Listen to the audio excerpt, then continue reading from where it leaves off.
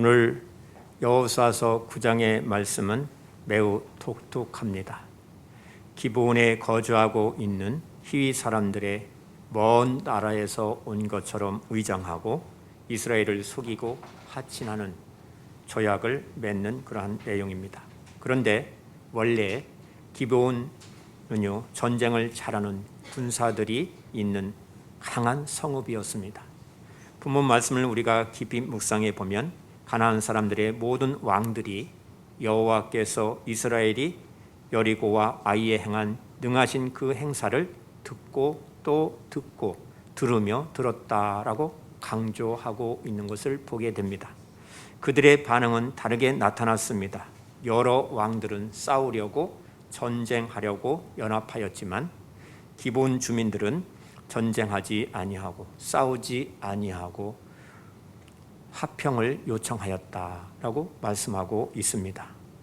여호수아는 아이성을 정복한 후에 그 다음으로 정복할 대상이 바로 기브온 족속이었습니다. 그런데 기브온 족속에게 속아서 화친을 맺게 되는 것입니다. 이 화친의 사건은 두 가지 의미가 있습니다. 첫 번째, 여호수아와 이스라엘 백성들이 여리고와 아이성을 철저히 멸망시킴으로써 가나안 족속 전체가 사느냐 죽느냐 하는 큰 두려움을 가지게 되었다라는 것입니다. 두 번째는 여호수아와 이스라엘 백성들이 너무나도 순진하고 현실에 무지하였다는 것을 보여주고 있습니다. 이스라엘 백성들은 기브온 족속의 거짓말에 감쪽같이 속아서 화친 조약을 맺고 말았습니다. 그러나 화친한 자들이 여호와를 섬기게 되었음을 본문에서 말씀하고 있습니다. 그렇다면 기브온 주민들의 그 화친 사건이 주는 구속사적인 의미가 무엇인가 하는 내용으로 우리들에게 교훈하고 있는 것입니다. 우리는 전혀 미래를 예측하지 못하는 가운데에 하루하루의 삶을 살아가고 있습니다. 그러한 삶 속에서 매일 중요한 결정을 내리면서 생활을 해야 하는 가운데 있는 것입니다. 코로나19가 장기화되면서 원자재 폭등 등으로 수출과 수입이 정상적으로 선박을 찾지 못해서 원가 상승이 되어서 기업을 운영하는 사람들에게 많은 어려움이 뒤따랐습니다. 뿐만 아니라 소상공인들, 자영업자들 그리고 젊은이들이 많은 어려움을 겪게 되었습니다. 불확실한 상황 가운데에서 어떤 사람은 외국 펀드에 투자했다가 전 재산을 날리고 큰 고통을 겪는 사람도 있습니다. 어떤 사람은 좋은 회사인 줄 알고 그 회사를 인수했는데 경영을 해보니 부실 기업이었음을 나중에 알게 됩니다. 또 어떤 사람은 최고의 신랑감인 줄 알고 결혼을 했다가 살다 보니 부실 남편일 수도 있다는 것입니다. 또 어떤 사람은 말기 암 판정을 받고 살 길을 찾다가 병원을 가게 됐는데 우리 병원에 당신의 생명을 맡기십시오. 우리 병원의 의사들에게 다 맡기십시오. 치료받으면 날 수 있습니다. 그래서 전 재산을 다 동원하여 치료를 하였지만 낫지 못하고 결국은 더 고통을 받는 경우도 있는 것입니다. 이러한 태도로 인생을 사는 사람들이 너무나도 많다는 것입니다. 아이성에서 뜻밖의 패배를 경험했을 때에 여호수아와 이스라엘 백성들은 이제 우리는 다 죽었구나, 이제 우리는 다 죽었구나 하는 심정으로 하나님 앞에 바짝 엎드렸습니다. 기도했습니다. 자신들의 죄를 제거한 후에 다시 아이성을 공격할 때에는 매사에 하나님께 묻고 또 묻고 순종하고 또 순종하는 삶을 살았습니다. 그런데 아이성에서 승리의 감격에 도취되어서 또 마음이 느슨해졌음을 보게 되는 것입니다. 여호수아와 이스라엘 백성들이 아이성을 정복한 후에 그 다음으로 정복할 성은 가나안 7족속 중 하나인 휘 족속에 속한 기브온이었습니다. 기브온 족속은 이스라엘의 손에 망하는 것을 두려워하였던 족속입니다. 그래서 기브온 사신들은 자신들이 먼 나라에서 온 것처럼 위장하고 낡은 옷을 입고 낡은 신발을 신고 곰팡이가 핀 떡을 가지고 여호수아를 찾아와서 화친 조약을 맺기를 요청하였던 것입니다. 이때에 여호수아와 이스라엘 지도자들이 하나님께 묻지 아니하고 기브온 족속과 화친 조약을 맺었다라고 말씀하고 있습니다. 조약을 맺었다는 것은 여호와의 이름으로 맹세하였다라는 사실입니다. 본문 14절 말씀을 보시면 무리가 그들의 양식을 취하고는 어떻게 할지를 여호와께 묻지 아니하고 라고 말씀합니다. 여호수아와 이스라엘 지도자들은 하나님으로부터 가나안 족속들을 진멸하라는 말씀을 받았지만 먼 데서 온 사람들과는 어떻게 해야 할지 지시를 받지 아니하였습니다. 지시를 받지 않았다면 어떻게 해야 할까요? 당연히 하나님께 물어보아야 하는 것입니다. 그런데도 여호수아와 이스라엘 지도자들은 하나님께 묻지 않았다고 했습니다. 왜냐하면 기브온 족속은 먼 나라에서 왔고 또한 조약은 주종의 관계이기 때문에 손해 볼 일도 없었다라고 생각을 하였던 것입니다. 이렇게 여호수아는 기브온 사신들에게 속고 있다는 것을 알지 못했습니다. 고대 사회에서는 음식을 받으면은 화친의 조약이 성립되는 것으로 되어 있습니다. 여호수아는 기브온 족속으로부터 곰팡이가 핀 떡을 받고 화친 조약을 체결하게 되었습니다. 여러분, 우리는 신앙생활을 하면서 오늘 본문 14절 말씀을 절대로 잊지 말고 기억해야 합니다. 여호와 하나님께 묻지 아니하고 하나님께 기도하지 않은 채 행동했다라고 말씀을 하고 있는 것입니다. 이는 우리에게 하시는 말씀입니다. 우리가 크고 작은 일을 앞에 두고 하나님께 기도하지 아니하고 우리의 지식과 우리의 경험을 통해서 그 일이 나에게 유익이 될 것이다 라고 판단하고 먼저 행동하는 일들이 얼마나 많은지 모릅니다. 저는 여호와 하나님께 묻지도 않은 채라는 이 구절이 마음에 큰 찔림을 받았습니다. 저도 주님께 묻지 아니하고 처리했던 일들이 너무나도 많았기 때문입니다. 그래서 제 삶에 이해할 수 없는 혼란과 어려움을 많이 겪었습니다. 여러분, 하나님께 묻지 않는 것이 세상에서는 죄가 되지 않습니다. 그러나 하나님을 믿는 우리 그리스도인들에게는 큰 죄가 된다는 것을 기억해야 합니다. 우리 인생의 주인이 누구입니까?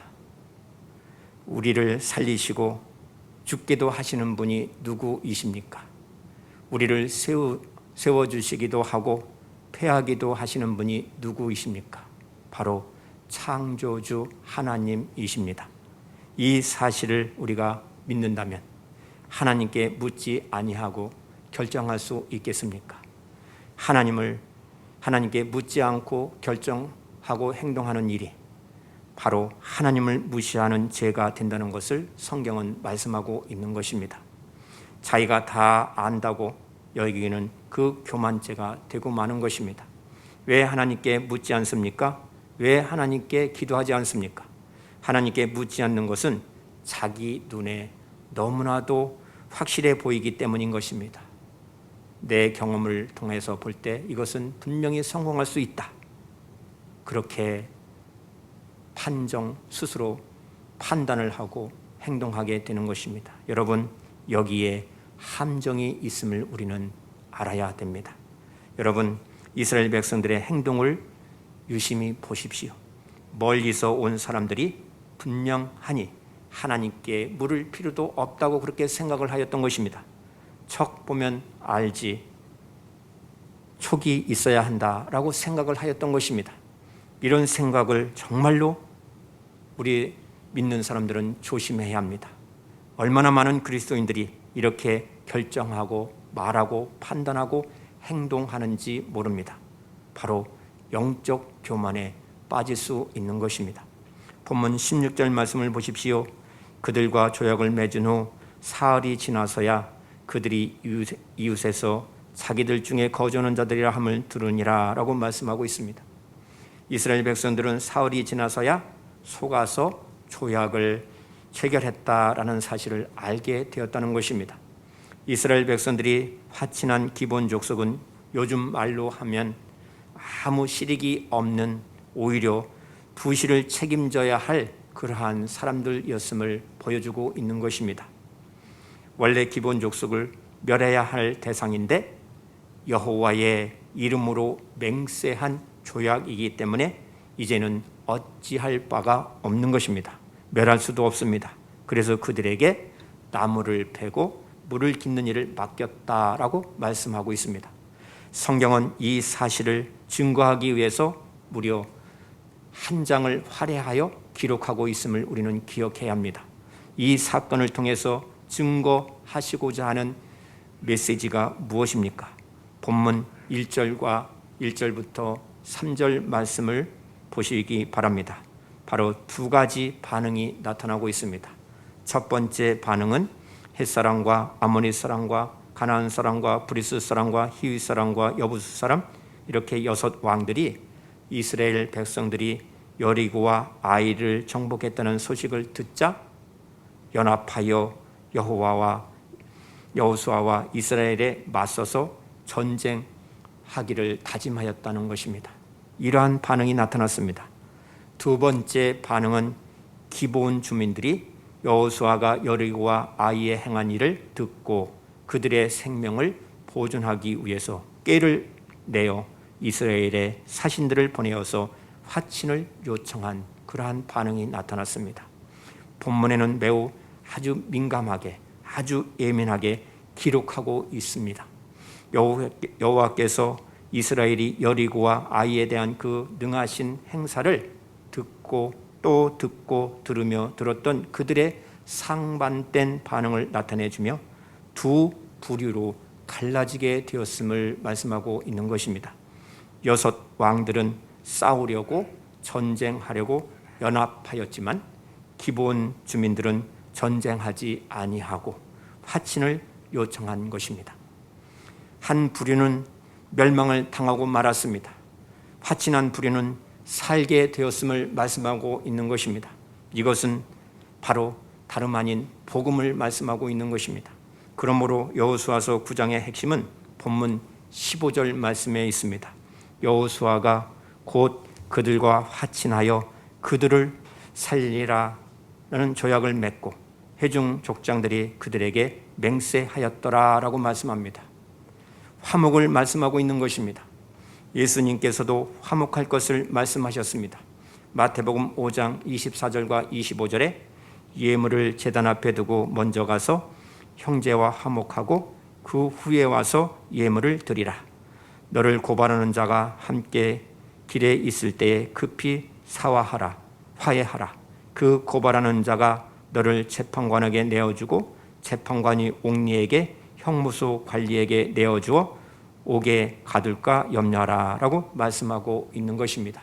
무슨 말씀입니까? 미루다가 화해할 기회를 놓치지 말라라고 말씀하고 있는 것입니다. 여러분, 우리는 화해의 삶을 살아야 됩니다. 가장 가까운 이웃과 화해의 삶을 살아야 됩니다. 가장 가까운 이웃이 누구입니까? 나의 남편이요, 나의 아내입니다. 나의 자녀들입니다. 나의 형제들입니다. 그리고 함께 사회 가운데에 사는 이웃들인 것입니다. 그들과 화평의 삶을 살지 못한다면 어찌 하나님의 자녀라 말할 수 있겠습니까? 본문 15절에서 여호수아가 그들과 화친하여 조약을 맺고 그들에게 맹세하였다라고 말씀하고 있습니다. 결과적으로 그들에게 맹세에 참여시켰던 것입니다. 이 말씀은 여리고의 기생 라합에게 정탐꾼들이 여호와의 이름으로 언약하고 맹세했던 바로 그 일을 말하는 것입니다.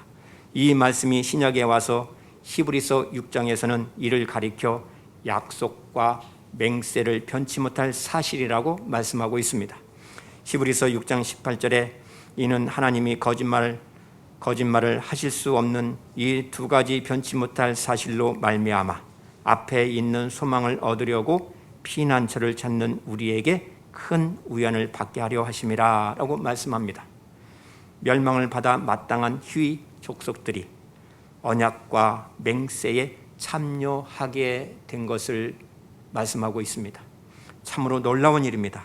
이방인 기본 족속들이 속여서 목숨을 구한 것이 아니라 바로 복음을 듣고 믿음으로 은혜를 입었다라고 성경은 말씀하고 있습니다. 이에 대하여 본문 24절에 그들이 여호수아에게 대답하여 이르되 당신의 하나님 여호와께서 그의 종 모세에게 명령하사 이 땅을 다 당신들에게 주고 이 땅의 모든 주민을 당신들 앞에서 멸하라 하신 것이 당신의 종들에게 분명히 들림으로 당신들로 말미암아 우리의 목숨을 잃을까 심히 두려워하여 이같이 하였나이다 라고 말씀하고 있습니다. 기본 사신들이 그렇게 속일 수밖에 없었던 이유는 주 예수님이 주 하나님이 그의 종 모세에게 명령하신 것이 사실임을 알았기 때문이라고 고백하고 있습니다. 우리가 본문 말씀을 묵상하면서 기본 족속의 그 믿음이 너무나도 귀하다는 사실을 발견할 수가 있습니다. 하나님께서 기본 족속을 기쁘게 받아주셨음을 발견할 수 있습니다. 왜냐하면 기본 족속이 왜 거짓말을 했는지를 깨닫게 되었기 때문인 것입니다. 그들은 거짓말을 하면서까지 이스라엘과 화친 조약을 체결하고 자신들의 생명을 얻게 되었습니다. 그들은 어떻게 하면 하나님 심판을 피할 수 있을까 하는 그 절박함 속에서 결정을 내리게 되었던 것입니다. 그들은 하나님께서 이스라엘을 통하여 가나안 모든 족속을 심판하실 것을 믿었던 것입니다. 하나님께서 가나안 사람들을 다 멸하신 것은 그들이 하나님을 대적하고 회개하기를 거부한 철저한 우상 숭배자였기 때문인 것입니다. 그런데 기브온 족속들은 하나님을 믿었다라고 말씀합니다. 그들은 자신들이 멸망당할 땅에 있다는 사실과 자신들이 멸망당할 사람들 사이에 있었음을 알았던 것입니다. 그래서 어떻게 해서든지 구원받을 길을 찾으려고 몸부림을 친 것입니다. 마치 여리고 성이 무너질 때에 유일하게 구원받은 나악과 같았습니다. 그들의 믿음이 진실한 것이라는 증거가 있습니다. 그것은 기브온 사람들이 작고 나약한 족속이 아니었다는 것입니다. 여호수아서 10장 2절 말씀을 보면 기브온 족속의 성읍은 왕이 있는 도성처럼 큰 성읍이고 아이 성보다도 더 큰 성인데다가 기브온 주민은 모두 용맹한 전사들이었다라고 말씀하고 있습니다. 그들은 기회주의자나 나약한 사람들이 아니었습니다. 인간적인 모습으로 객관적인 모습으로 기브온 사람들이 거짓말을 하면서까지 화친 조약을 맺으려 이유가 없었다라는 사실입니다. 그러면 이스라엘과 화친을 맺은 결과가 무엇입니까?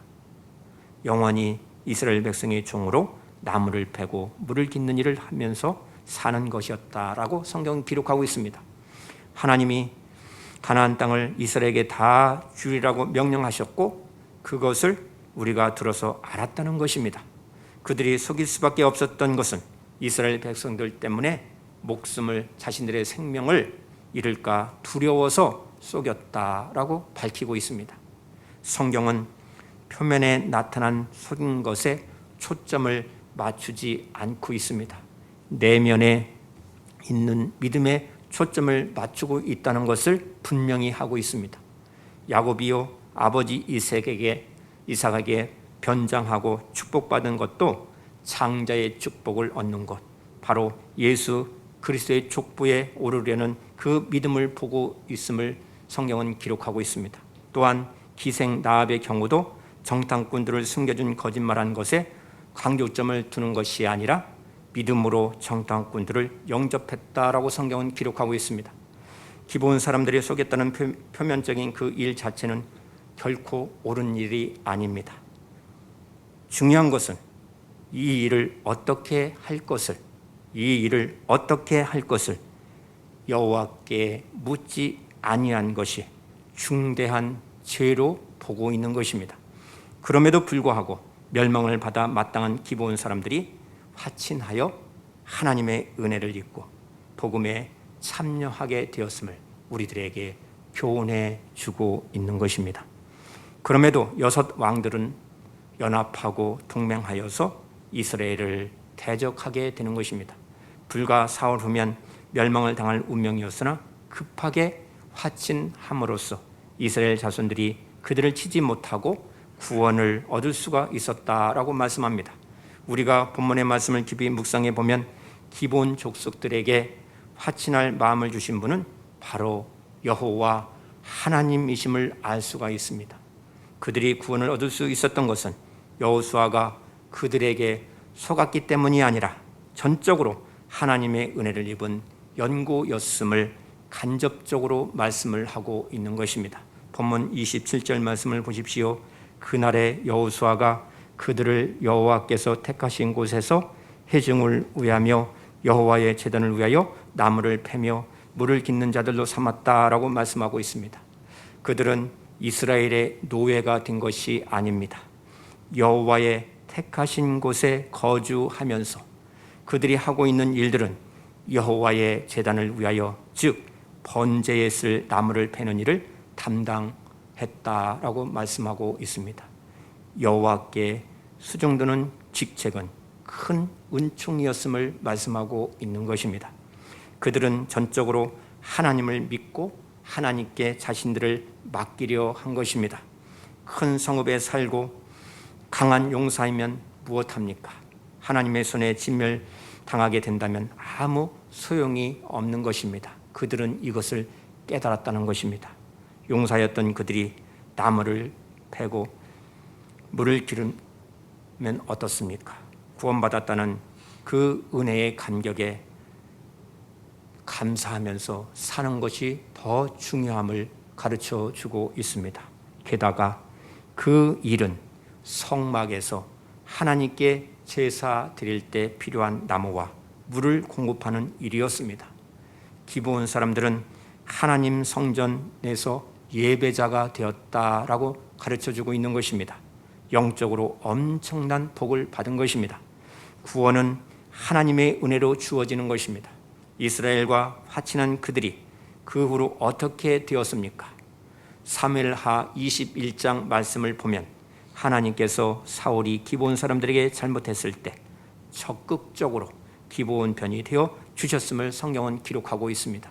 그들은 이스라엘 백성들과 함께 바벨론 포로로 끌려갔을 뿐만 아니라 예루살렘으로 귀환할 때에 상당히 많은 유대인들이 돌아오지 아니하고 바벨론에 안주하여 살았음에도 불구하고 기브온 족속들은 느디임이라 사람이라는 그 이름으로 예루살렘에 돌아와서 성벽 재건에 동참하였음을 성경은 기록하고 있습니다. 특히 사무엘하 21장 1절과 2절 말씀을 보면 다윗의 시대에 해를 거듭하여 3년 기근이 있으므로 다윗이 여호와 앞에 간구하매 여호와께서 이르시되 이는 사울과 피를 흘린 그의 집으로 말미암음이니 그가 기브온 사람을 죽였음이라 하시니라. 기브온 사람은 이스라엘 족속이 아니요 그들은 아모리 사람 중에서 남은 자라. 이스라엘 족속들이 전에 그들에게 맹세하였거늘 사울이 이스라엘과 유다 족속을 위하여 열심히 있으므로 그들을 죽이고자 하였더니 이에 왕이 다윗이 기브온 사람을 불러 그들에게 물으니라 라고 기록하고 있습니다. 기브온 사람들은 남은 자들이었습니다. 오늘날 우리는 남은 자들을 찾아야 하는 것입니다. 남은 자들을 만나 복음을 증거해야 합니다. 그들이 여호와 하나님께로 돌아올 수 있도록 우리는 사랑으로 섬겨야 하는 것입니다.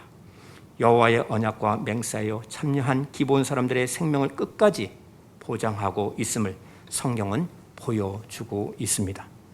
성경은 목적을 위하여 거짓말한 수단을 정당하다라고 옹호하지 않습니다.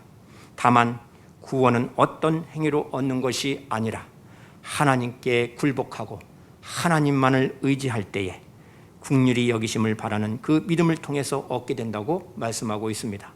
그래서 우리는 기본 주민들을 통하여서 나 자신을 볼 수 있어야 합니다. 마땅히 멸망을 받아 죽을 수밖에 없었던 자들이 화친하여 살게 된 것은 전적으로 하나님의 은혜였습니다. 나 같은 죄인도 하나님과 화친하여 하나님께 더욱더 가까이 가고 하나님께 더욱더 묻고 하나님께 더욱더 기도하는 그러한 화친하여 영원한 생명을 얻게 되었다는 이 믿음의 확신을 가지고 우리에게 맡겨주신 사명을 감당해 나가야 하는 것입니다. 사랑하는 성도 여러분, 우리들도 이방인 기본 족속들처럼 하나님을 의지하고 주님을 바라보며 살아야 합니다.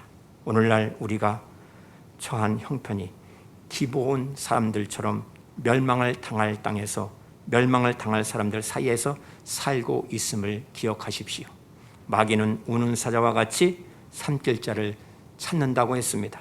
그 심정으로 우리는 주님을 바라보고 또 주님을 찾아야 하는 것입니다. 주님과 늘 가까이 있어야 합니다. 그것이 먼저 하나님께 묻는 태도인 것입니다. 기도하는 마음입니다. 기도를 해도 먼저 나의 모든 문제를 해결하려는 그 기도가 우선되어서는 아니 되는 것입니다. 매사에 하나님께 귀를 기울이고 항상 주 예수님을 바라보아야 하는 것입니다. 그러면 하나님께서는 반드시 은혜를 더하여 주실 줄 믿습니다.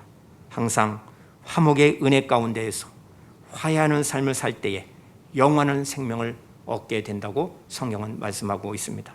어떠한 상황에 처해 있다 할지라도 믿음으로 일어서서 하나님의 은혜와 큰 능력을 체험하는 성도들이 되시기를 주님의 이름으로 축원합니다. 기도합니다. 하나님 아버지, 오늘 말씀을 통하여 하나님께 묻지 아니하고 기도하지 아니하고 자신의 경험과 지식을 통하여 결단하고 행동했던 그 무지함을 가르쳐 주시오니 감사를 드립니다. 하나님, 먼저 하나님께 묻는 삶을 살게 하시고 기도하는 마음으로 살게 하시고 그리하여 하나님과 늘 화목하는 그 은혜 가운데에서 주신 사명을 믿음으로 잘 감당하는 복된 성도들이 다 되게 하여 주시옵소서. 기본 사람들처럼 하나님 앞에서 예배자가 되게 하옵소서. 매사에 하나님과 화목하여 영원한 생명을 얻고 믿음의 그 확신을 가지고 주신 사명 사랑으로 섬기며 감당하며 아름다운 결실로 하나님께 영광 올려드리게 하옵소서. 예수님의 이름으로 기도드리옵나이다. 아멘.